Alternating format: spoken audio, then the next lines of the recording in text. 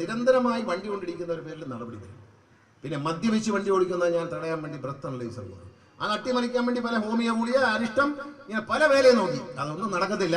ആ അരിഷ്ടമൊന്നും ഇനി എടുക്കത്തില്ല. അത്തരം ഹോമിയോ മരുന്ന് കഴിക്കണ്ട.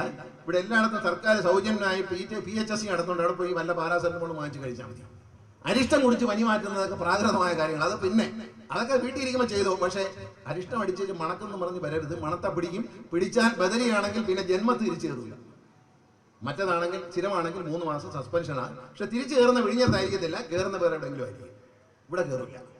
ഈ കാര്യത്തിൽ എങ്ങനെ കർശന എടുത്തുകൊണ്ട് എന്താ ഗുണം നമ്മൾ മനസ്സിലാക്കാം.